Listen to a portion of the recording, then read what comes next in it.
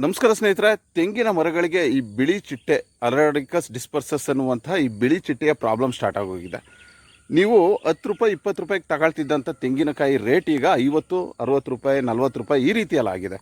ಈ ಬಿಳಿ ಚಿಟ್ಟೆ ಏನು ಮಾಡುತ್ತೆ ಅಂತಂದರೆ, ಈ ತೆಂಗಿನ ಮರದ ಹಸಿರು ಪೋಷನ್ ಏನಿರುತ್ತೆ ಕೆಳಗಡೆ, ಇಲ್ಲಿ ಹಸಿರು ಪೋಷನ್ ಇರುತ್ತಲ್ಲ, ಸೊ ಇದನ್ನೆಲ್ಲ ತಿಂದು ತೆಂಗಿನ ಗರಿಗಳು ಈ ರೀತಿ ಒಣಗೋ ಥರ ಮಾಡಿ ಆಲ್ಮೋಸ್ಟ್ ಆಮೇಲೆ ಮರನೇ ಒಣಗೋ ಥರ ಮಾಡುತ್ತೆ. ಇದು ತುಂಬಾ ಸಿಂಪಲ್ ಆದಂಥ ಫ್ಲೈ, ಅಷ್ಟು ಪ್ರಾಬ್ಲಮ್ ನೀಡುವಂಥದ್ದಲ್ಲ.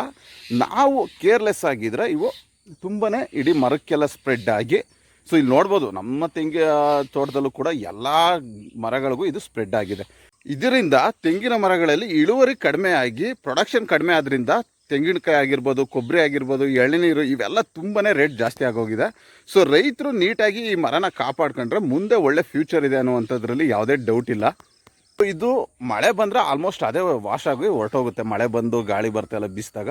ನಿಮ್ಮ ಕಡೆ ಮಳೆ ಬರ್ತಿಲ್ಲ ಅಂತಂದರೆ ನೀವೇನಿಲ್ಲ, ಕಾಮನ್ ಆಗಿ ಈಗ ತುಂಬಾ ಅಡ್ವಾನ್ಸ್ ಆಗಿರುವಂಥ ವಾಟರ್ ಪ್ರೆಷರ್ಗಳಿರುವಂಥ ಗನ್ಗಳೆಲ್ಲ, ಸ್ಪ್ರೇಯರ್ಗಳೆಲ್ಲ ಬಂದಿದೆ.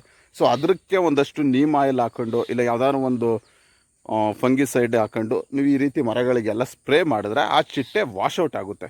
ಸೊ ಆ ಚಿಟ್ಟೆ ಕಂಟ್ರೋಲ್ ಮಾಡೋದು ತುಂಬ ಸುಲಭ, ಬಟ್ ನಾವು ನೆಗ್ಲೆಕ್ಟ್ ಮಾಡಬಾರ್ದು. ನಾವು ನೆಗ್ಲೆಕ್ಟ್ ಮಾಡಿದ್ರೆ ಅದು ಕ್ಲಿಯರಾಗಿ ಹೋಗುತ್ತೆ ಅಂತ.